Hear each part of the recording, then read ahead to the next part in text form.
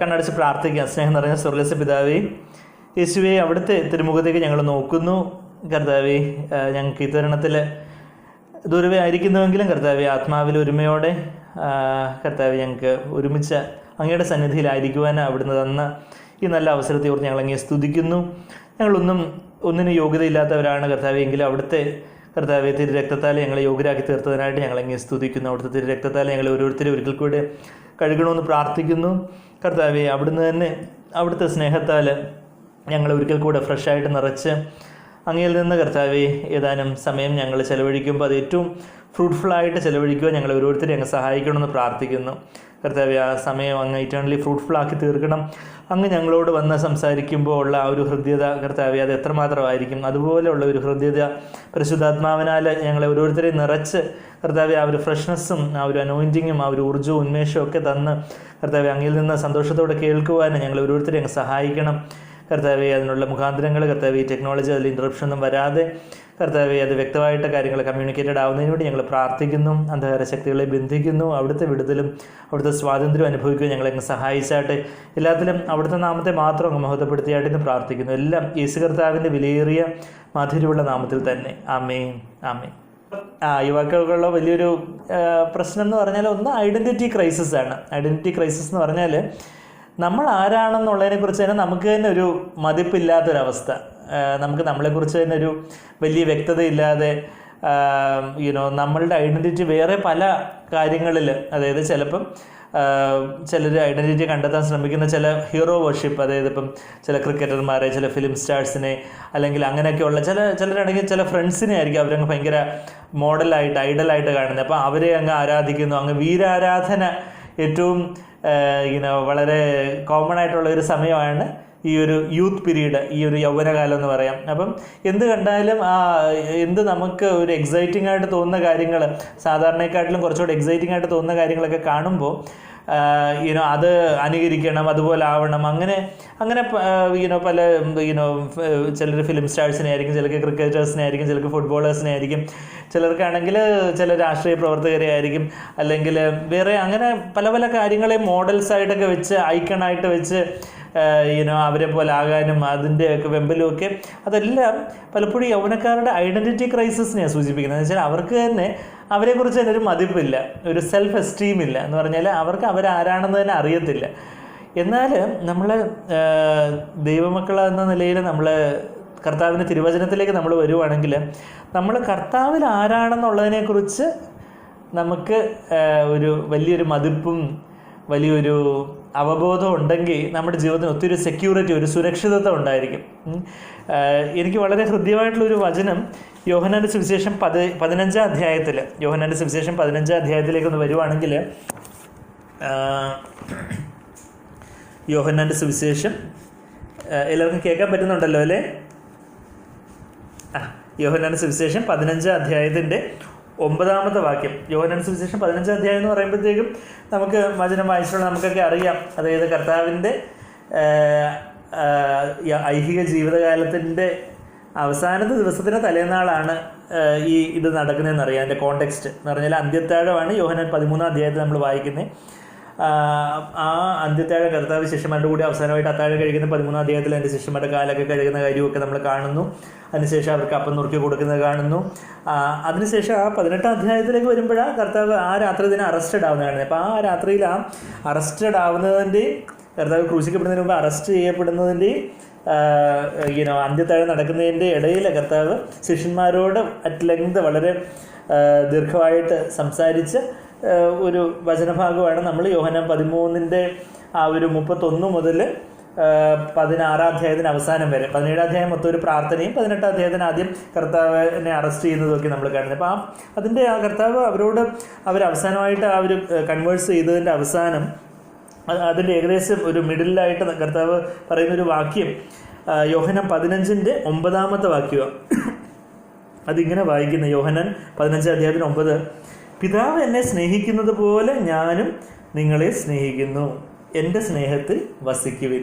അതായത് നമുക്ക് നമ്മളുടെ ഐഡൻറ്റിറ്റി എപ്പോഴും കർത്താവിൻ്റെ ആ ഒരു സ്നേഹത്തിൽ അധിഷ്ഠിതമായിട്ട് നമുക്ക് കാത്തു സൂക്ഷിക്കാൻ സാധിക്കുകയാണെങ്കിൽ അത് ഏറ്റവും സെക്യൂർ ആയിട്ടുള്ളൊരു ഐഡൻറ്റിറ്റി ആയിരിക്കും. എന്ന് പറഞ്ഞാൽ ഇവിടെ യേശു കർത്താവ് എന്താ പറയുന്നത്, പിതാവ് യേശുവിനെ സ്നേഹിക്കുന്ന പോലെ, അതായത് ത്രിയേക ദൈവത്തിലെ ആളത്വത്തിൻ്റെ പിതാവും പുത്രനും തമ്മിലുള്ള സ്നേഹം എന്ന് പറഞ്ഞാൽ എങ്ങനെ ഇരിക്കും? അത്രയും ഇൻഫിനിറ്റ് ആയിട്ടുള്ള ആ ഒരു സ്നേഹം കൊണ്ട്, അത്രയും ഇൻഫിനിറ്റ് ആയിട്ടുള്ള, അത്രയും അദമ്യമായിട്ടുള്ള, അല്ലെങ്കിൽ വിവരിക്കാനൊക്കാത്ത അത്രയും വലിയൊരു സ്നേഹം കൊണ്ട് ഞാൻ നിങ്ങളെ ഓരോരുത്തരെയും, അതായത് നമ്മളുടെ ഓരോരുത്തരുടെയും പേര് അവിടെ ഞാനും നിങ്ങളെ എന്നുള്ളതിൻ്റെ അവിടെ സന്ദീപിനെ അല്ലെങ്കിൽ ദിനേശിനെ അല്ലെങ്കിൽ അരുണിനെ, ബദ്രിനെ, നിവിനെ, ഇവരുടെ കുറേ പേരുകൾ ഞാൻ കാണുന്നുണ്ട്. അപ്പോൾ ആ പേരുകൾ നിങ്ങൾ ഓരോരുത്തരുടെയും പേര് അതിനകത്ത് ചേർത്ത് വായിക്കണം.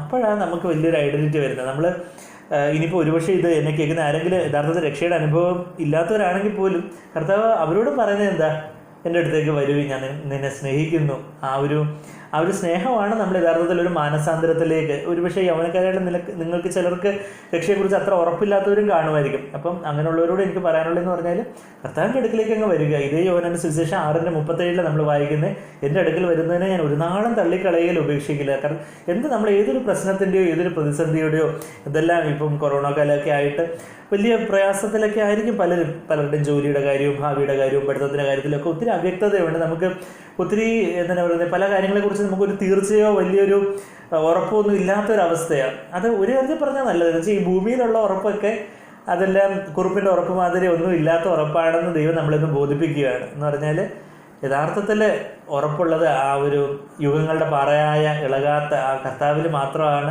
യഥാർത്ഥത്തിലുള്ളൊരു ഉറപ്പുള്ളത്. അപ്പം അങ്ങനെ അത് മാത്രമേ ഷേക്ക് ചെയ്യാൻ പറ്റാത്തതായിട്ടുള്ളൂ, ബാക്കിയെല്ലാം ഷേക്കബിളാണ്. അപ്പം നമ്മളുടെ ജീവിതത്തിൽ കർത്താവ് ഇതുപോലുള്ള ഒത്തിരി കൊറോണ വൈറസിനെയോ അല്ലെങ്കിൽ വേറെ പല വിധത്തിലുള്ള പ്രതികൂലങ്ങളോ ഒക്കെ അനുവദിക്കുമ്പം ഒത്തിരി കാര്യങ്ങളെല്ലാം ഒന്ന് ഷേക്ക് ചെയ്യുമ്പം കർത്താവേ, ഇതിലൊന്നും അല്ല എൻ്റെ ഐഡൻറ്റിറ്റി, അങ്ങനെയാണ് എൻ്റെ ഐഡൻറ്റിറ്റി, എൻ്റെ യഥാർത്ഥത്തിലുള്ള അസ്തിത്വം, ഐഡൻറ്റിറ്റി, എൻ്റെ യഥാർത്ഥത്തിലുള്ള ഞാനെന്നുള്ള ആ ഒരു ഐഡൻറ്റിറ്റി എവിടെയാണെന്ന് ചോദിച്ചാൽ കർത്താവ് സ്നേഹിച്ച ഒരു ശിഷ്യൻ. ഈ യോഹന്നാൻ സുവിശേഷം എഴുതുമ്പം യോഹന്നാനെ കുറിച്ച് തന്നെ പറയുന്ന ഒരു പദപ്രയോഗം നിങ്ങൾ പലരും ശ്രദ്ധിച്ചിട്ടുണ്ട് അല്ലേ? എന്താ യോഹന്നാൻ പറയുന്നത്? യേശു സ്നേഹിച്ച ശിഷ്യൻ. യോഹന്നാൻ്റെ ഐഡൻറ്റിറ്റി എന്ന് പറയുമ്പം യോഹന്നാൻ തന്നെക്കുറിച്ച് തന്നെ വലിയ അപ്പോസ്തലനാണെന്നോ ഇത്ര വചനം എഴുതിയെന്നോ അല്ലെങ്കിൽ ഇത്ര വലിയ അത്ഭുതങ്ങൾ ചെയ്തെന്നോ അല്ലെങ്കിൽ ഇത്ര സഭകൾ സ്ഥാപിച്ചെന്നോ ഒന്നോ ഉള്ള വലിയ ബോസ്റ്റിങ്ങും കാര്യങ്ങളൊന്നും അല്ല. മറിച്ച് യോഹന്നാൻ തന്നെക്കുറിച്ച് തന്നെ പരിചയപ്പെടുത്തുമ്പം പറയുന്ന ഒരു കാര്യം എന്താണ്, നമ്മൾ യോഹന്നാന്റെ സുവിശേഷം 13-ാം അധ്യായത്തിലേക്കൊന്ന് പോവുകയാണെങ്കിൽ അതിൻ്റെ 13-ന്റെ വാക്യം, 13-23 എന്താ വായിക്കുന്നത്? ശിഷ്യന്മാരിൽ വെച്ച് യേശു സ്നേഹിച്ച ഒരുത്തൻ യേശുവിനെ മാറിടത്ത് ചാരിക്കൊണ്ടിരുന്നു. അവിടെ ആ അന്ത്യത്താഴത്തിൻ്റെ സമയമാണ് നമ്മൾ വായിക്കുന്നത്. അപ്പം യോഹന്നാൻ തന്നെ ഈ സുവിശേഷം എഴുതുമ്പം തന്നെക്കുറിച്ച് തന്നെ പ്രൊജക്റ്റ് ചെയ്ത് കാണിക്കാതെ യോഹന്നാൻ അവിടെ ആ യേശുവിൻ്റെ സ്നേഹത്തിൽ അങ്ങ് മറഞ്ഞിരിക്കുന്നതാണ് നമ്മൾ കാണുന്നത്. അതാണ് നമ്മളിവിടെ വായിക്കുന്നത്. ശിഷ്യന്മാരിൽ വെച്ച് യേശു സ്നേഹിച്ച ഒരുത്തൻ യേശുവിനെ മാറിടത്ത് ചാരിക്കൊണ്ടിരുന്നു. ഇതേ കാര്യം തന്നെ നമ്മൾ ആ യോഹന്നാന്റെ സുവിശേഷം അവസാനത്തെ അധ്യായത്തിലേക്ക് വരുമ്പം 21-ാം അധ്യായത്തിലേക്ക് വരുമ്പോൾ അതിൻ്റെ 20-ാമത്തെ വാക്യത്തിൽ പത്രോസ് തിരിഞ്ഞ് യേശു സ്നേഹിച്ച ശിഷ്യൻ പിൻചെല്ലുന്നത് കണ്ടു. ആ യോഹന്നാൻ തനിക്ക് തന്നെ ഒരു പേരങ്ങ് ആക്കിയെടുത്ത് എങ്ങനെ യേശു സ്നേഹിച്ച ശിഷ്യൻ, യേശുവിനെ സ്നേഹിച്ച ശിഷ്യൻ എന്ന് വലിയ വീരവാദമൊന്നും യോഹന്നാൻ പറയുന്നില്ല, മറിച്ച് യേശു സ്നേഹിച്ച ശിഷ്യൻ. അതായിരുന്നു യോഹന്നാൻ്റെ ഐഡൻറ്റിറ്റി. അത് കഴിഞ്ഞിട്ട് പറയുന്നത് എന്താ, അത്താഴത്തിൽ അവൻ്റെ നെഞ്ചോട് ചാഞ്ഞുകൊണ്ട് കർത്താവെ നിന്നെ കാണിച്ചു കൊടുക്കുന്നവൻ ആരെന്ന് ചോദിച്ചത് ഇവൻ തന്നെ. അപ്പം ആ യോഹന്നാന് കർത്താവിന് നെഞ്ചോട് ചാരി മാർവിടത്തോട് ചാരി യേശു സ്നേഹിച്ചൊരു ശിഷ്യനായിട്ട് തന്നെ ഐഡൻറ്റിഫൈ ചെയ്തതായിട്ട് നമ്മൾ കാണുന്നത്. നമ്മളുടെ ജീവിതത്തിൽ കർത്താവിൻ്റെ ആ ഒരു സ്നേഹക്കൊടിയുടെ കീഴിലാണോ നമ്മൾ ഓരോരുത്തരും ഉള്ളത്? അതോ നമ്മളുടേതായ എന്തെങ്കിലും ഒരു ഐഡൻറ്റിറ്റി എസ്റ്റാബ്ലിഷ് ചെയ്യാൻ നോക്കുമ്പോഴാണ് നമുക്ക് ഒത്തിരി ഇൻസെക്യൂരിറ്റി അല്ലെങ്കിൽ ഒത്തിരി ഒരു അരക്ഷിതാബോധം ഉണ്ടാകുന്നത്. നമ്മൾ ഉത്തമഗീതത്തിൽ വായിക്കുന്ന ഒരു പദപ്രയോഗം, ഞാനിപ്പോൾ അത് സൂചിപ്പിച്ച ആ ഒരു സ്നേഹക്കൊടിയുടെ കാര്യം നമ്മൾ ഉത്തമഗീതത്തിലാണ് വായിക്കുന്നത്. ആ ഒരു ആ പദപ്രയോഗം നമുക്കൊന്ന് പരിചിതമാവുന്നത് നല്ലതാണ്. ഉത്തമഗീതം അതിൻ്റെ 2-ാം അധ്യായത്തിലേക്ക് വരുവാണെങ്കിൽ ബൈബിളിൻ്റെ ഒത്ത നടുക്കുള്ള ഉത്തമഗീതത്തിൻ്റെ, അതായത് യെശയ്യാവിൻ്റെ പുസ്തകത്തിന് തൊട്ട് മുമ്പ് ഉത്തമഗീതം അതിൻ്റെ 2-ാം അധ്യായത്തിൻ്റെ 4-ാമത്തെ വാക്യമാണ്. അവിടെ മണവാട്ടി മണവാളിനും തമ്മിലുള്ള ഒരു ബന്ധത്തെക്കുറിച്ച് കർത്താവും ശിഷ്യനും തമ്മിലുള്ള ബന്ധത്തെ ഉപമിച്ചിരിക്കുന്നത്. അവിടെ ഭാര്യാഭർത്തൃ ബന്ധത്തെ സൂചിപ്പിക്കുന്ന ഒരു പുസ്തകമാണ്. എന്നാൽ അതിലുപരി ആലങ്കാരികമായിട്ട് നമ്മളും കർത്താവുമായിട്ടുള്ളൊരു റിലേഷനെ സൂചിപ്പിക്കുന്ന ഒരു കാര്യം. അവിടെ അതിൻ്റെ 4ാമത്തെ വാക്യത്തിൽ മണവാളൻ മണവാട്ടി, അതായത് കർത്താവ് നമ്മളെ എന്താ അവിടെ വായിക്കുന്നത്, അവൻ എന്നെ വീഞ്ഞു വീട്ടിലേക്ക് കൂട്ടിക്കൊണ്ട് വന്നു. ബാങ്ക്വറ്റ് ഹോൾ, അതായത് ഈ ഫീസ്റ്റൊക്കെ നടക്കുന്ന വലിയൊരു ഹോളാണെന്ന്, ഇപ്പോൾ ഓഡിറ്റോറിയത്തിനൊക്കെ ഫീസ്റ്റൊക്കെ നടക്കുന്ന ഒരു വലിയ ഹോളെന്ന് നമ്മൾ വിചാരിച്ചെങ്ങനെ ഇരിക്കും. അതുപോലെ അത് കഴിഞ്ഞിട്ട് പറയുന്നത്, എൻ്റെ മീതെ അവൻ പിടിച്ചിരിക്കുന്ന കൊടി സ്നേഹമായിരുന്നു. His banner over me is love. അവിടുന്ന് ഒരു സ്നേഹത്തിൻ്റെ വലിയൊരു കൊടി, വലിയൊരു പതാക, ഒരു കൊടി വെച്ച് നമ്മളെ ഒരാളങ്ങ് മൂടുവാണെങ്കിൽ നമ്മളെ കാണുന്നവരെന്താ കാണുന്നത്, നമ്മളെല്ലാം കാണുന്നത്, എന്താ കാണുന്നത്, കൊടിയാണ് കാണുന്നത് എന്ന് പറയുന്നത് പോലെ കർത്താവ് നമ്മളെ എന്ത് കൊടിയെ വെച്ചാൽ മൂടി വെച്ചിരിക്കുന്നത്, എന്ത് പതാക അല്ലെങ്കിൽ എന്തൊരു ബ്ലാങ്കറ്റ്, ഒരു വലിയൊരു പുതപ്പ്. ഇപ്പോൾ ഈ ചിലപ്പം നമ്മൾ സഹോദരങ്ങൾ സ്നാനമൊക്കെ കഴിഞ്ഞിട്ട് ഇത് ഒരു വലിയൊരു പുതപ്പ് മൂടിക്കൊണ്ട് പോകില്ലേ ബാത്റൂമിലേക്ക് ഡ്രസ്സ് മാറാൻ വേണ്ടി എന്ന് പറഞ്ഞാൽ അവരെ കാണുമ്പോൾ എന്തോ ആ പുതപ്പ് മാത്രമേ കാണൂ, ഒരു പുതപ്പ് നടന്നു പോകുന്നതുകൊണ്ടൊക്കെ തോന്നും എന്ന് പറയുന്നത് പോലെ നമ്മളെ കർത്താവ് പൊതിയാൻ ആഗ്രഹിക്കുന്ന എന്ത് കൊടിയാണെന്ന് ചോദിച്ചാൽ കർത്താവിൻ്റെ സ്നേഹത്തിൻ്റെ കൊടി. അമ്മ മറന്നാലും ഞാൻ നിന്നെ മറക്കുകയില്ല എന്ന് പറഞ്ഞ ആ സ്നേഹം. അതായത് ബാക്കി ലോകത്തിലെ പല കാര്യങ്ങളും നമ്മളെക്കുറിച്ച് മറന്നു പോകുമായിരിക്കും. ഒത്തിരി പേര് പല വാക്ക് പറഞ്ഞിട്ട് പാലിക്കാതെ വരുമ്പോഴും അങ്ങനെ വേറെ പല പല കാര്യങ്ങളൊക്കെ വരുമ്പോൾ ഒത്തിരി നൊമ്പരങ്ങളും ഒത്തിരി ഒരു വിഹ്വലതകളും ഒക്കെ നമ്മളുടെ ജീവിതത്തിൽ കാണും. അയ്യോ, അവരെന്നെ ഓർത്തില്ലല്ലോ, അവരെന്നെക്കുറിച്ചൊന്നും അന്വേഷിക്കുന്നില്ലല്ലോ, എന്നെ തിരക്കാൻ വേണ്ടി ആരുമില്ലല്ലോ. പക്ഷേ നമ്മൾ ഉൽപ്പത്തി പുസ്തകം 8ാം അധ്യായത്തിലേക്കൊന്ന് പോവുകയാണെങ്കിൽ നോഹയുടെ കാര്യം നമ്മൾ വായിക്കുന്നുണ്ട്. നോഹ അവിടെ ആണെങ്കിലും അവിടെ അങ്ങ് വാരിക്കോരി ചൊരിയുന്ന വലിയ മഴ. അപ്പം ദൈവം നോഹയോട് പറഞ്ഞായിരുന്നു, നീ പെട്ടകമൊക്കെ പണിയണം, ഇങ്ങനെ മഴയൊക്കെ വരും. അപ്പോൾ ഈ മഴ ഇങ്ങനെ തോരാതെ ദിവസങ്ങളോളം ഇങ്ങനെ നീണ്ടു നിൽക്കുക. അപ്പോൾ കുറേ കഴിഞ്ഞപ്പോൾ നോഹയും കുടുംബവും ബാക്കി പക്ഷിമൃഗാദികൾ പിന്നെ ആലോചിക്കാനൊന്നും അവർക്ക് ഇങ്ങനെ ദൈവാവബോധം ഇല്ലല്ലോ. എന്നാൽ നോഹയും കുടുംബക്കാരും നോഹയുടെ ഭാര്യനെയും നോഹയോട് ചിലപ്പം ചോദിച്ചാണ്, ദൈവം നമ്മളങ്ങ് മറന്നുപോയോ, ഈ മഴയൊക്കെ ഇങ്ങനെ വരുന്ന എല്ലാം വെള്ളപ്പൊക്കെ എല്ലാം മുങ്ങി ചാവുന്നു, ചുറ്റും എല്ലാം ഭയങ്കര ആയിരങ്ങളും 10,000ങ്ങളും എല്ലാം അതുപോലെ ആ ഒരു വല്ലാത്തൊരു നിസ്സഹായ അവസ്ഥയിലുള്ളപ്പം ഉൽപ്പത്തി പുസ്തകം 8ാം അധ്യായത്തിൻ്റെ 1ാമത്തെ വാക്യം നമ്മളൊന്ന് ശ്രദ്ധിച്ചാൽ എന്താ വായിക്കണേ, ദൈവം നോഹയെയും അവനോടുകൂടെ പെട്ടകത്തിലുള്ള സകല ജീവികളെയും സകല മൃഗങ്ങളെയും ഓർത്തു. എന്ത് ചെയ്തു? Remembered. God remembered Noah and all the beasts and all the cattle that were with him in the ark. അപ്പം ദൈവം ഓർത്തു, God remembered. അതാണ് നമ്മൾ ആ ഓർക്കുന്ന ദൈവം. അതായത് ദൈവം അതുവരെ മറന്നുപോയി എന്നുള്ളതല്ല, അവിടെ ആ ഒരു നോഹയ്ക്കൊരു റീഅഷുറൻസ്, ഒരു വലിയൊരു ഉറപ്പ് കൊടുക്കത്തക്ക വേണ്ട ദൈവാത്മാവ് അവിടെ നോഹയെ ഓർപ്പിച്ചത്. അവിടെ വചനം എഴുതിയ മോശം പിന്നീട് അത് എഴുതി വെച്ചതുപോലെ നമുക്ക് അറിയാവുന്ന വാക്യം തന്നെയാണ് യെശയ്യാവിൻ്റെ പുസ്തകത്തിലുള്ള ആ വാക്യങ്ങൾ. യെശയ്യാവ് 49ാം അധ്യായത്തിലേക്ക് ഞാനിപ്പോൾ മുമ്പേ പറഞ്ഞ ആ ഒരു വാക്യം എടുക്കുകയാണെങ്കിൽ നമുക്കുള്ള ആ ഒരു വലിയൊരു ഐഡൻറ്റിറ്റി നമ്മൾ കർത്താവിൽ കാണുന്നതിൻ്റെ ഭാഗമായിട്ട് ഈ ഒരു വചനം നമുക്ക് ഒന്നുകൂടെ ഒന്ന് ചിന്തിച്ച യെശയ്യാവ് 49ാം അധ്യായം അതിൻ്റെ 15-16 വാക്യങ്ങളാണ്. അപ്പം അതിൻ്റെ 14ാമത്തെ വാക്യത്തിൽ യെശയ്യാവ് 49ന്റെ 14ാമത്തെ വാക്യത്തിൽ സിയോനോ യഹോവനെ ഉപേക്ഷിച്ചു, കർത്താവിനെ മറന്നു കളഞ്ഞു എന്ന് പറയുന്നു. പലപ്പോഴും നമ്മൾ ഈ സിയോനിലുള്ള വലിയ സഭയിലെ ആൾക്കാരാണെന്നാണ് നമ്മൾ പറയുന്നത്. പക്ഷേ പലപ്പോഴും നമ്മൾ പറഞ്ഞു ദൈവം എന്നെ മറന്നു കളഞ്ഞു, വെച്ചാൽ ദൈവത്തിന് തന്നെ അതിനെക്കുറിച്ച് വലിയ ഇൻട്രസ്റ്റ് ഒന്നുമില്ല. പല യൗവനക്കാരുമൊക്കെ പലപ്പോഴും കൗൺസിലിങ്ങിനൊക്കെ പലരും വരുമ്പം പലരും എന്നൊക്കെ പറഞ്ഞിട്ടുണ്ട്, എനിക്ക് പണ്ട് ദൈവവിശ്വാസമൊക്കെ ഉണ്ടായിരുന്നു, ഇപ്പം ദൈവവിശ്വാസമൊന്നുമില്ല, ദൈവവിശ്വാസം ഉണ്ടെങ്കിൽ ഞാൻ എത്രയൊക്കെ പ്രാർത്ഥിച്ചിട്ട് ദൈവം കേൾക്കാതിരിക്കുമോ, അപ്പം അങ്ങനെ ഒരു ദൈവവും ഇല്ല. അങ്ങനെ ആ ഒരു നിരാശയുടെ വാക്കുകൾ പറയുന്ന പല യൗവനക്കാരും എൻ്റെ അടുത്ത് കൗൺസിലിങ്ങിന് വന്നത് ഞാൻ ഓർക്കുന്നുണ്ട്. അപ്പം ഞാൻ പിന്നെ എന്തെങ്കിലുമൊക്കെ ചെറിയ കാര്യങ്ങൾ പറഞ്ഞ് അവരുടെ ഒന്ന് അവരുടെ ആ ഒരു തീയൊന്ന് ഊതി കത്തിക്കാനൊക്കെ ദൈവം ഉപയോഗിച്ചിട്ടുണ്ട്. അപ്പം ഞാൻ പറഞ്ഞു വരുന്നത് വെച്ചാൽ പലപ്പോഴും ദൈവം എന്നെ കർത്താവ് എന്നെ മറന്നു കളഞ്ഞു, 14ാമത്തെ വാക്യത്തിൽ പറയുന്ന പോലെ. അപ്പോൾ അവിടെ ഈ ഐഡൻറ്റിറ്റി ക്രൈസ്റ്റ്, കർത്താവ് എന്നെ മറന്നു കളഞ്ഞു, അപ്പോൾ ഇനിയിപ്പോൾ ഞാൻ എന്തൊക്കെയോ ചെയ്ത് എങ്ങനെയെങ്കിലുമൊക്കെ ഒന്ന് സ്വയം ഒന്ന് ഹെൽപ്പ് ചെയ്യണം എന്നുള്ളൊരിത് വരുമ്പോഴാണ് വല്ലാതൊരു റെസ്റ്റ്ലെസ്നെസ്സും അസ്വസ്ഥതയും വരുന്നത്. എന്നാൽ 15ാമത്തെ വാക്യത്തിൽ എന്താ കർത്താവ് പറയുന്നത്? ഒരു സ്ത്രീ തൻ്റെ കുഞ്ഞിനെ മറക്കുമോ? അതായത് അവിടെ ആ ഒരു പാല് കുടിക്കുന്ന കുഞ്ഞിനെക്കുറിച്ചാണ് പറയുന്നത്. താൻ പ്രസവിച്ച മകനോട് കരുണ തോന്നാതിരിക്കുമോ?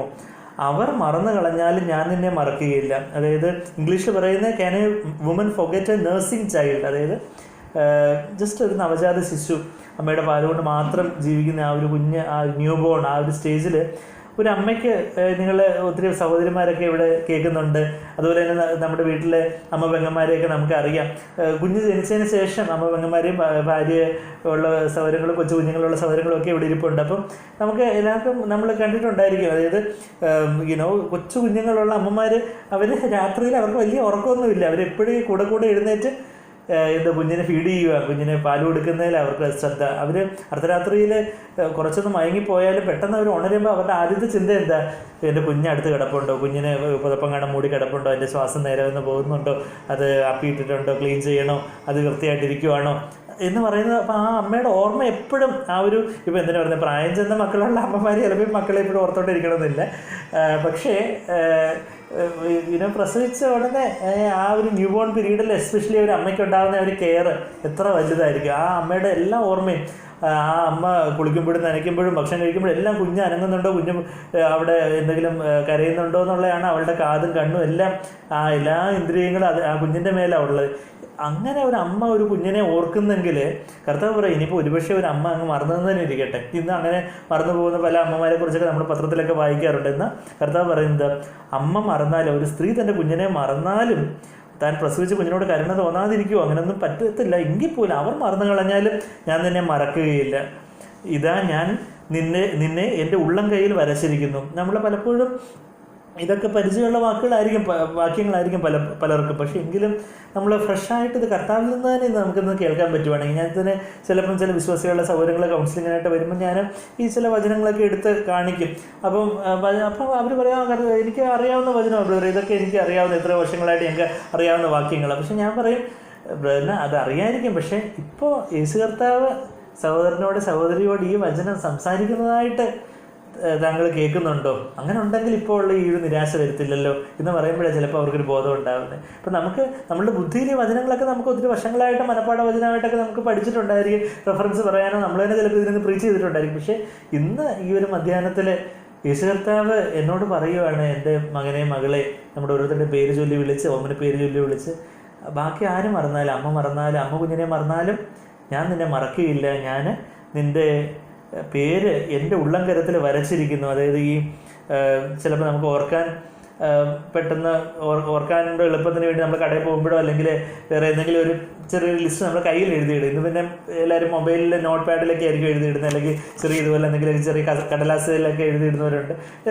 നമ്മൾ ചിലപ്പോൾ കയ്യിൽ എഴുതിയിടും. എന്ന് പറഞ്ഞാൽ മറക്കാൻ സാധ്യതയുള്ളതാണ് നമ്മൾ എഴുതിയിടുന്നത്. ദൈവത്തിന് നമ്മളെ മറക്കാൻ ഒരു സാധ്യതയില്ല. എങ്കിൽ പോലും കർത്താവ് നമ്മളെ അവിടെ നമ്മുടെ കയ്യിൽ എഴുതിയിട്ടേക്കും. നമ്മൾ പേന വെച്ചൊക്കെ എഴുതിയിടുന്നതൊക്കെ കൈ കഴുകി കഴിയുമ്പോൾ ഒക്കെ മാഞ്ഞു പോകും. പക്ഷേ കർത്താവ് ഇവിടെ എൻഗ്രേവ് ചെയ്ത് വെച്ചിരിക്കുന്നു. ഐ ഹാവ് ഇൻസ്ക്രൈബ്ഡ് യു, ഞാൻ നിങ്ങളെ അത് കൊത്തി വെച്ചിരിക്കുന്നു. കർത്താവ് എൻ്റെ പേര് ഇപ്പം നമ്മുടെ ഓരോരുത്തരുടെ പേര് കർത്താവ് കൊത്തി വെച്ചിരിക്കുന്നു. കർത്താവ് എൻഗ്രേവ് ചെയ്തിരിക്കുന്നു, ഇൻസ്ക്രൈബ് ചെയ്തിരിക്കുന്നു. ഒരു പാറയിൽ കൊത്തി വെച്ചേക്കുവാണെങ്കിൽ അത് എളുപ്പം മായ്ച്ച് കളയാനൊക്കെ അതില്ല. വെറുതെ ചോക്ക് വെച്ച് എന്തെങ്കിലും വെച്ച് മഷി വെച്ച് എഴുതി വെച്ചാൽ കുറേ മഴയൊക്കെ പെയ്യുമ്പോൾ അങ്ങ് പോകുമെന്ന് പറഞ്ഞതുപോലെ കർത്താവ് നമ്മളെ അത് കൊത്തി വെച്ചിരിക്കുക, അത് കർത്താവ് ഇൻസ്ക്രൈബ് ചെയ്ത് വെച്ചിരിക്കുക. അപ്പം നമുക്ക് കർത്താവിൻ്റെ സ്നേഹത്തിൽ, നമ്മൾ ആ യോഹന്നാൻ 15:9 നമ്മൾ ആദ്യം വായിച്ചതുപോലെ, പിതാവ് എന്നെ സ്നേഹിച്ചതുപോലെ ഞാൻ നിന്നെ സ്നേഹിക്കുന്നു, എൻ്റെ സ്നേഹത്തിൽ നീ വസിക്കുവിൻ. ആ സ്നേഹത്തിലാണ് നമ്മളുടെ ഐഡൻറ്റിറ്റി നമ്മൾ കണ്ടെത്തേണ്ടത്.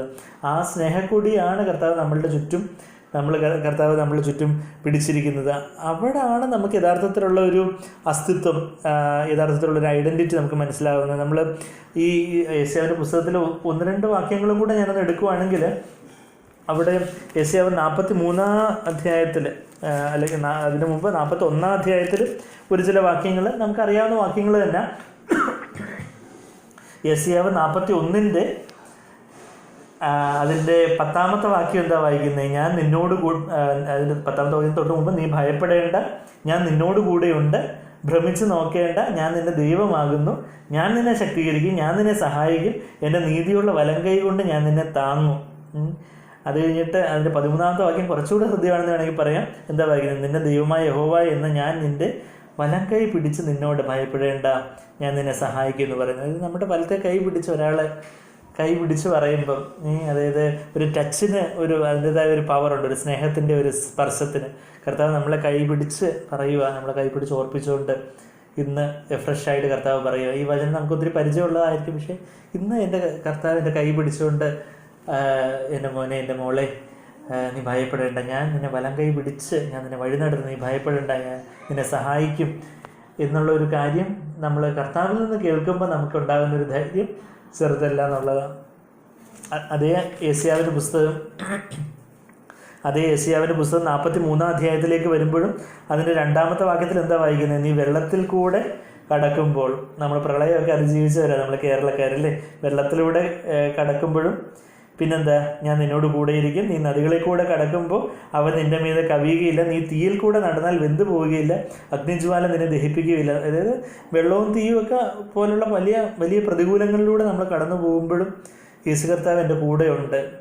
കർത്താവ് എന്നെ അറിയുന്നു. നമുക്ക് ആ ഒരു പക്ഷേ ഒരു രക്ഷയുടെ അനുഭവത്തിൽ ഒരു തീർച്ചയില്ലാത്തവരാരെങ്കിലും ഇവിടെ ഇരിപ്പുണ്ടെങ്കിൽ പോലും നമ്മളങ്ങ് എന്താ രക്ഷിക്കപ്പെടാനായിട്ട് നമുക്ക് എന്താ ചെയ്യേണ്ടതുള്ളൂ? കർത്താവിനെ അങ്ങ് വിളിച്ചപേക്ഷിച്ചാൽ മതി. ആത്മാർത്ഥമായിട്ട് യേശുവേ എന്നെ രക്ഷിക്കണേ എന്ന് പത്രോസ് മുങ്ങാൻ പോകുമ്പം വിളിച്ചപേക്ഷിച്ചതുപോലെ, കർത്താവെ ഞാൻ ഈ ലോകത്തിൻ്റെ ഈ നദിച്ചുഴികളിൽ ഞാൻ മുങ്ങിപ്പോവുക, എന്നെ രക്ഷിക്കണേ എന്ന് പറഞ്ഞ് കർത്താവെ യേശുവേ എന്ന് നമ്മൾ വിളിക്കുവാണെങ്കിൽ അവിടെ നമ്മുടെ പാപങ്ങളും കുറവുകളും ഒക്കെ ഏറ്റു പറഞ്ഞുകൊണ്ട് യേശുവെ എന്നെ രക്ഷിക്കണേന്ന് നമ്മളെന്ന് ഏറ്റു വിളിക്കുമ്പോൾ കർത്താവ് നമ്മളെ കൈ പിടിച്ചുകൊണ്ട് വല കൈ പിടിച്ചുകൊണ്ട് കർത്താവ് എന്താ പറയുന്നത്?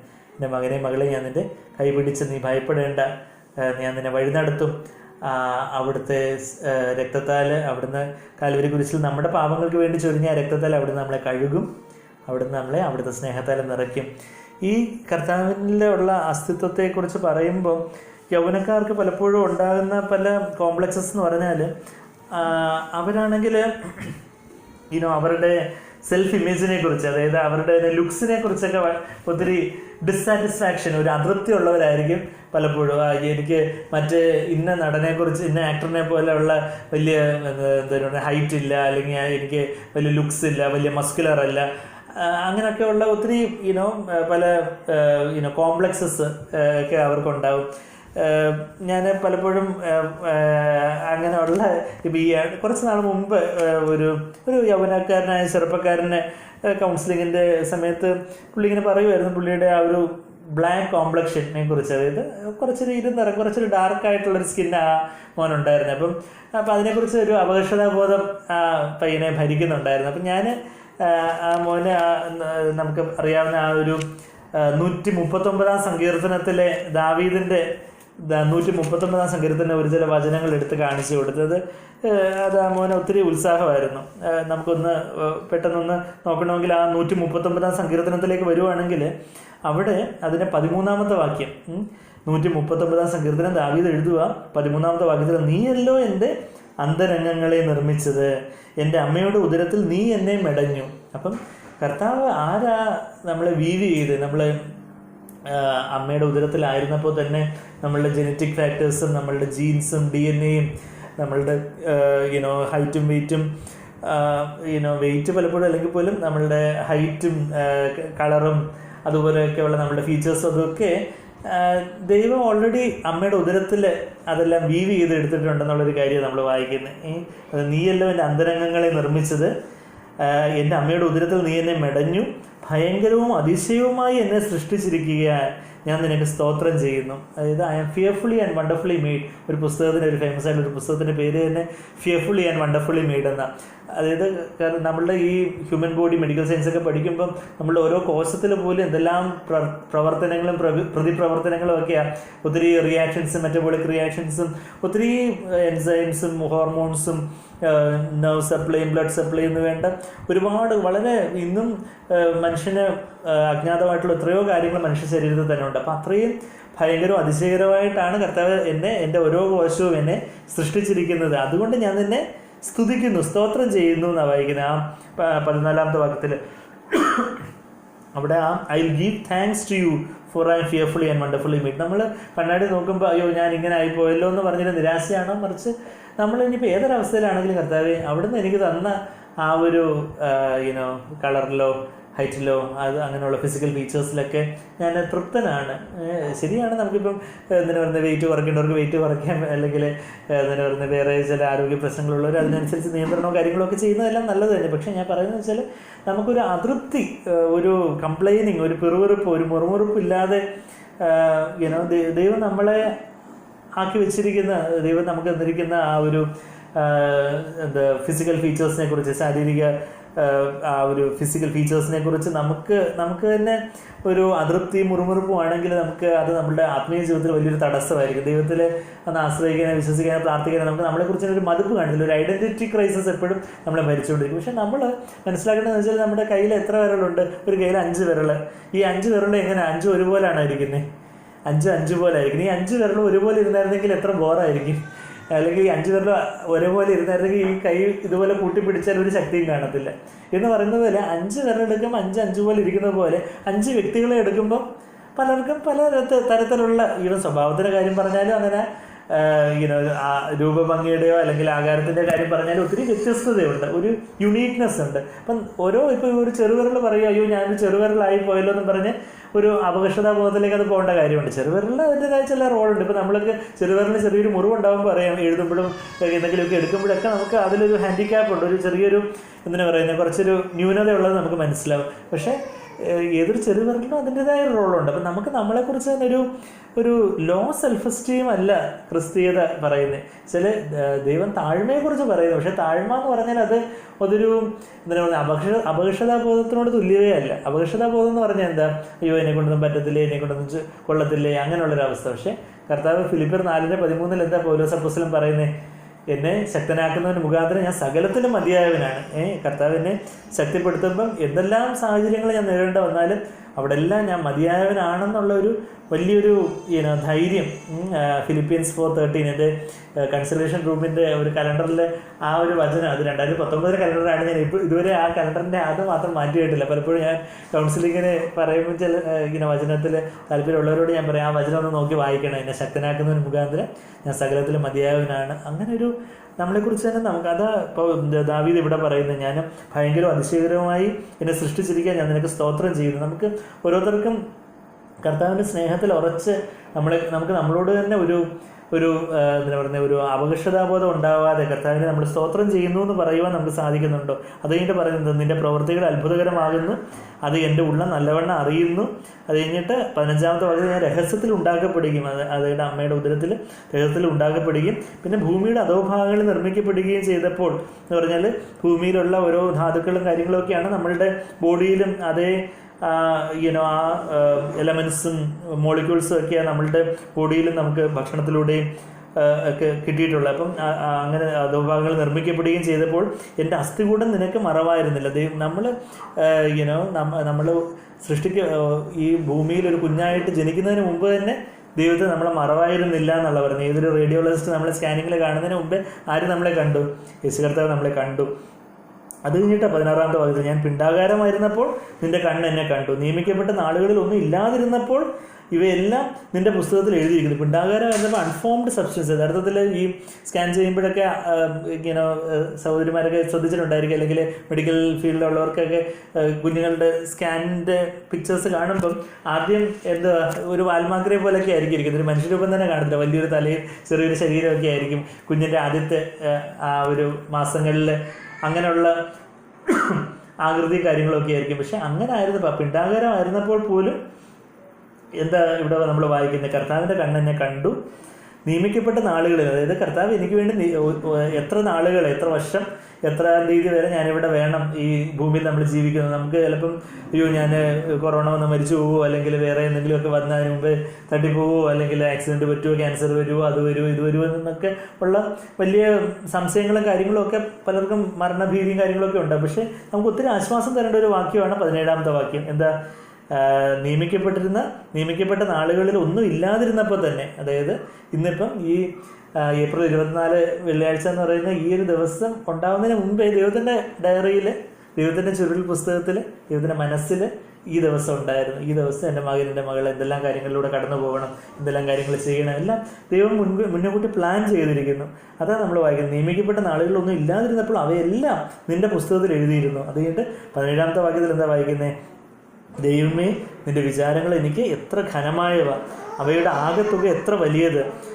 അപ്പോൾ ദൈവം നമ്മളെക്കുറിച്ച് എന്തുമാത്രം വിചാരിക്കുന്നു, നമ്മളെക്കുറിച്ച് എന്തുമാത്രം ആലോചിക്കുന്നു എന്നുള്ള ഒരു കാര്യമാണ് നമ്മളവിടെ വായിക്കുന്നത്. അത് കഴിഞ്ഞിട്ട് വായിക്കുക, അവയെ എണ്ണിയാൽ, ദൈവത്തിന് നമ്മളെക്കുറിച്ചുള്ള ആ ചിന്തകൾ, വിചാരങ്ങൾ നമ്മളൊന്ന് കൗണ്ട് ചെയ്യുവാണെങ്കിൽ അത് മണലിനേക്കാൾ അധികം. നമ്മളിപ്പോൾ ഒരു കടൽ തീരത്ത് തന്നെ ചെന്നാൽ അതിൻ്റെ മണൽത്തരികൾ നമുക്ക് എണ്ണാൻ പറ്റുമോ? അപ്പോൾ കടൽ തീരത്ത് മാത്രമല്ല, എല്ലാ മണൽത്തരികളും എണ്ണിയാലും അതിനേക്കാട്ടിലും അധികമായിട്ട് ദൈവം നമ്മളെക്കുറിച്ച് ചിന്തിക്കുന്നു. നമ്മൾ നോഹയെ ഓർത്ത ആ കർത്താവ്, അമ്മ മറന്നാലും മറക്കത്തില്ലെന്ന് പറഞ്ഞ ആ കർത്താവ് പിന്നെ കർത്താവ് ഓർത്തുകൊണ്ടിരിക്കുന്നു. കർത്താവ് എന്നെ സ്നേഹിക്കുന്നു എന്നുള്ളതാണ് നമ്മളുടെ ജീവിതത്തിൻ്റെ ആ ഒരു അടിസ്ഥാനം എന്ന് പറയുന്നത്. നമ്മൾ എഫീസർക്ക് എഴുതിയ ലേഖനത്തിലെ ഒരു വാക്യം, എഫീസർ 3-ാം അധ്യായത്തിൻ്റെ 17-ാമത്തെ വാക്യമാണ്. എഫീസർ 3-ാം അധ്യായത്തിൻ്റെ 17-ാമത്തെ വാക്യത്തിൽ അവിടെ നമ്മൾ വേര് ഊന്നുന്നതിനെ കുറിച്ച് പറയുന്നുണ്ട്. എവിടെ നമ്മൾ വേര് ഊന്നുന്നുണ്ട്? നമ്മളുടെ വേര് എവിടെ ഊന്നുന്നുണ്ടെന്ന് ചോദിച്ചാൽ എഫീസർ 3:17 being rooted and grounded in love. എന്താ നമ്മൾ വായിക്കുന്നത്? 17 നിങ്ങൾ സ്നേഹത്തിൽ വേരൂന്നി അടിസ്ഥാനപ്പെട്ടവരായി. നമ്മളുടെ വേരും അടിസ്ഥാനവും ഗ്രൗണ്ടിങ് അല്ലെങ്കിൽ നമ്മുടെ ഫൗണ്ടേഷനും എവിടെ? നമ്മൾ കർത്താവിൻ്റെ സ്നേഹത്തിൽ. ആ സ്നേഹക്കൊടിയാണ് എന്നെ മൂടിയിരിക്കുന്നത്. ആ ഒരു പാറയുടെ പിളർപ്പിൽ ഒളിച്ചിരിക്കുന്ന പ്രാവിനെ എന്ന വണ്ണമാണ് മണവാട്ടിയെ അവിടെ ഉത്തമഗീതം 2-ാം അധ്യായത്തിന് 14-ാമത്തെ വാക്യത്തിൽ ഉപമിച്ചിരിക്കുന്നത്. എന്ന് പറഞ്ഞാൽ യുഗങ്ങളുടെ പാറയായ ക്രിസ്തുവിൻ്റെ ആ ഒരു പിളർപ്പിലാണ് നമ്മൾ മറഞ്ഞിരിക്കുവാൻ ദൈവം നമ്മളെക്കുറിച്ച് ആഗ്രഹിക്കുന്നത്.